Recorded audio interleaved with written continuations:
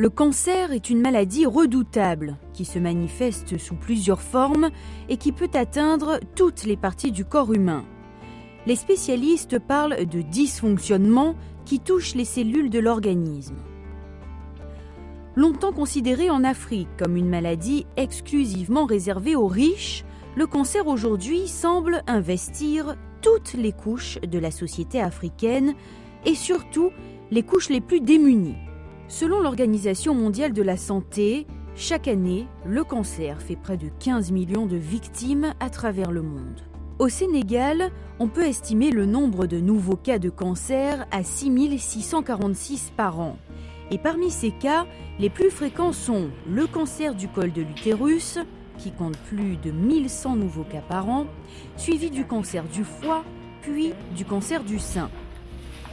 Selon le professeur Mamadou Diop, directeur de l'Institut Joliot-Curie de Dakar, si l'on jette un coup d'œil sur l'incidence, c'est-à-dire le nombre de nouveaux cas par an, tous sexes confondus, le cancer est beaucoup plus fréquent chez la femme au Sénégal que chez l'homme. Le plus fréquent est le cancer du col de l'utérus. C'est le cancer le plus fréquent. On peut l'estimer à 1197 nouveaux cas par an, avec une mortalité qui tourne autour de 800 à 900 décès. L'autre cancer féminin qui est le plus fréquent est le cancer du sein. Il est aux alentours de 900, avec une mortalité également, pareil, qui tourne autour de 60 à 70%. Donc c'est pour vous dire l'importance de cette maladie dans la population, surtout chez les femmes, avec une mortalité qui est très très élevée. Mais au Sénégal, le cancer fait payer un lourd tribut aux hommes aussi. Ici, les femmes comme les hommes ne se font pas dépister à temps et arrivent souvent trop tard à l'Institut Joliot-Curie de l'hôpital Aristide Le Dantec. Mais lorsque les malades se font dépister à temps et doivent commencer à se faire soigner, ils font face à la cherté du traitement. Il fallait faire 4 autres cures, mais au taxotère. Et le taxotère est un médicament qui coûte excessivement cher. La boîte de 200 mg coûte 180 000 francs. Et pour chaque séance, il fallait que j'achète, avant même qu'on ne m'accepte à l'hôpital, 2 boîtes. Ce qui fait 360 000 francs. Et je devais en faire 4 séances donc, mensuelles. Ça a dépassé le million. La chimiothérapie à elle seule faisait 3 millions de francs. C'est tellement coûteux, c'est cher, c'est coûteux, c'est long, c'est un traitement très long. C'est douloureux. On est dépassé. C'est cher. C'est cher.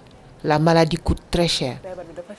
Absolument, c'est une maladie qui coûte très cher à la famille, je dois dire. Quand le cancer entre dans une famille, souvent le cancer ruine la famille. Nous recevons des cas vraiment très très durs où ils ont besoin de soutien matériel. D'abord la disponibilité des médicaments, malgré quand même une amélioration au niveau de l'hôpital où ils peuvent acheter, il y a une amélioration certaine, mais il nous manque certains médicaments. Donc le déficit en médicaments. La cherté des protocoles qui, pour être efficaces, doivent être faits à date échue. Si le traitement du cancer est cher, la vétusté et l'inopérabilité des équipements de l'Institut Joliot-Curie de l'hôpital Le Dantec de Dakar compliquent davantage la prise en charge des malades. En effet, cet institut mis en place en 1964 a depuis stagné par rapport à son équipement technique en matière de traitement du cancer. En effet, même si le personnel de l'Institut du cancer de Dakar est bien formé, il reste que le matériel sur lequel il doit exercer son expertise au bénéfice des malades du cancer est très inadéquat. Nous sommes confrontés à un problème, c'est que actuellement, ce système de planification de traitement ne fonctionne pas. Ça fait presque 6 mois que nous ne parvenons plus à faire de la dosimétrie. Cette dosimétrie, c'est ça qui nous permet de définir la dose des organes à risque, les contraintes de dose. C'est avec ça que nous définissons non seulement le volume cible, mais aussi les contraintes de dose. Nous n'avons pas réellement ce que nous voulons pour faire la radiothérapie, disons selon les normes internationales admises en 2011. Un effort réel a été fait cependant par les autorités parce que nous venons de très loin. Il faut comprendre que pendant de très longues années, il n'y a rien eu à Dakar. Il y a eu ensuite un vieil appareil de cobaltothérapie et nous devons en partie à la coopération internationale d'avoir pu installer une vieille génération de machines actuellement, mais qui rend quand même des services particuliers à nos patients.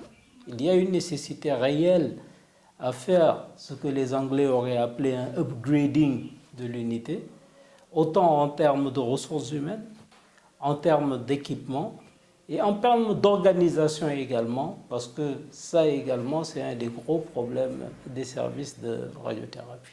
À cette situation s'ajoute l'influence croissante des malades qui viennent de toutes les régions du Sénégal et aussi de la sous-région. Franchement, le service est très étroit. On a des médecins qualifiés, des professeurs et tout, le personnel est qualifié, mais notre souci, c'est l'étroitesse du service. On traite jusqu'à 45 à 50 malades par jour. Mais sauf que nous, le malade ne vient pas un seul jour. Il vient par exemple pour les cols, d'habitude c'est 23 séances, voire plus. Pour les seins, c'est 25 séances. Pour l'œsophage, c'est 20 séances. Là, par exemple, on a un problème de personnel. Il y a une seule technicienne en salle et moi, je suis obligée d'arrêter et d'aller traiter en salle. On n'est que 2 actuellement. Parfois même, je fais appel à la physicienne pour qu'elle nous donne un coup de main, sans quoi on ne s'en sort pas. Aujourd'hui, nous n'avons que 2 radiothérapeutes qui vont, disons, pour 60 millions d'habitants, puisque si on considère toute la sous-région, toute la zone de l'UEMOA, 2 radiothérapeutes, ça fait un radiothérapeute à peu près pour 40 millions de personnes. Donc, inutile de vous dire que c'est plus qu'insuffisant. En matière de chirurgiens oncologues également, il y a un déficit très très important. Nous sommes à 4 chirurgiens oncologues également pour toute cette population-là. Les chimiothérapeutes également, le déficit encore est beaucoup plus criard, puisqu'il n'y a que 2 chimiothérapeutes au niveau de l'Institut du cancer. Donc le déficit en ressources humaines est extrêmement important. Et il ne s'agit pas seulement des médecins, il y a également le personnel paramédical qui doit être formé. Il faut des infirmiers qui sont spécialistes en chimiothérapie, il faut des techniciens manipulateurs en radiothérapie. Donc il y a un déficit à tous ces niveaux-là. Il y a également les pathologistes. Le pathologiste, c'est celui qui fait le diagnostic du cancer. Donc quand nous recevons un patient chez qui nous suspectons un cancer, nous faisons un prélèvement que nous envoyons au pathologiste. C'est le pathologiste qui regarde sur son microscope et peut nous certifier que c'est un cancer. Donc ils ont un rôle clé. Et il n'y a que 7 au niveau du Sénégal, ils sont tous au niveau de la région de Dakar. Si l'on sait que la tranche d'âge à dépister comporte aujourd'hui près de 3 500 000 femmes, on comprend aisément les causes du développement de la maladie au Sénégal. En outre, les malades du cancer devant se prendre en charge eux-mêmes au Sénégal, la tâche devient alors plus rude pour eux. Pour l'instant, une grande alternative se présente, la Ligue sénégalaise contre le cancer, LISCA. La Ligue sénégalaise contre le cancer est une association qui œuvre dans la lutte contre le cancer, dans l'information, la sensibilisation et tout ce qui est appui et soutien aux malades. Pour ce qui est traitement, chimiothérapie, diagnostic du cancer, une de nos principales missions, c'est rendre accessible l'ensemble des éléments de diagnostic et de soins par rapport au cancer. La Ligue est composée de personnes qui ne sont pas du milieu médical et qui ne sont pas malades, mais aussi de médecins de l'Institut, des délégués médicaux ou encore d'anciens malades, tous engagés à apporter du mieux à l'ensemble des personnes qui souffrent du cancer. En tant que médecin, nous vivons les difficultés des malades. C'est pour ça qu'on a décidé en fait, de faire revivre cette ligue-là pour pouvoir aider les malades. Les malades qui viennent à l'hôpital, ils n'ont pas les moyens de faire d'abord le diagnostic de leur maladie, puis de se prendre en charge parce qu'au Sénégal, il n'y a pas une sécurité sociale, il n'y a pas une prise en charge. Pour le Sénégalais moyen, le Sénégalais qui ne travaille pas, il n'y a pas de prise en charge. Tout ce qui est mammographie pour le cancer du sein, frottis pour le cancer du col, donc rendre accessibles ces examens-là aux femmes et à la population sénégalaise. Cet engagement de la LISCA est effectif.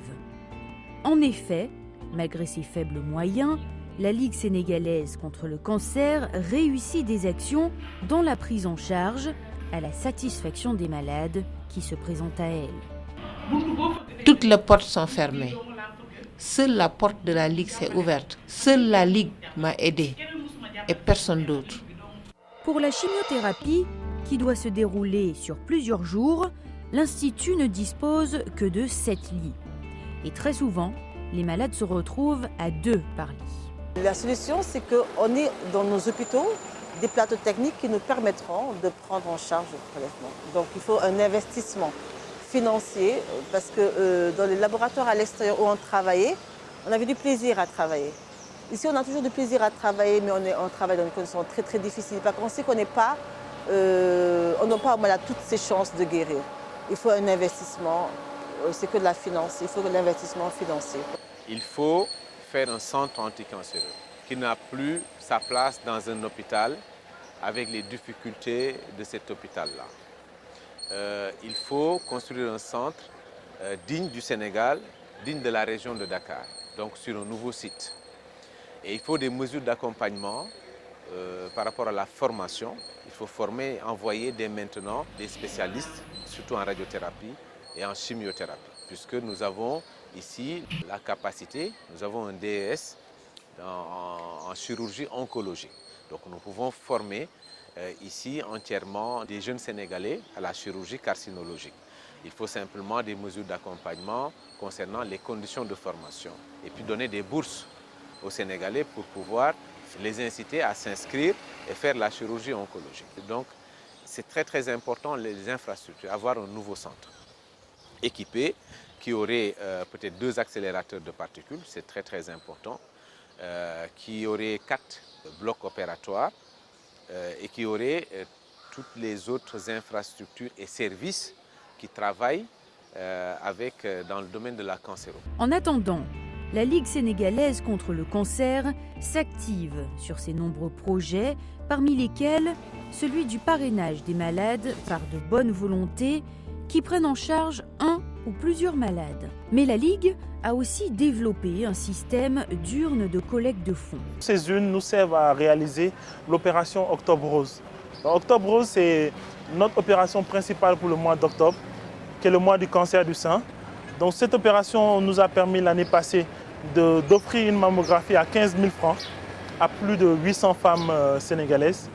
Donc ce sont des opérations pour rendre plus accessibles les examens de diagnostic du cancer du sein. Récemment, l'ALISCA, en collaboration avec l'association Éducation Santé de la Première Dame du Sénégal, a organisé un téléthon qui a permis de rassembler plus de 140 millions de francs.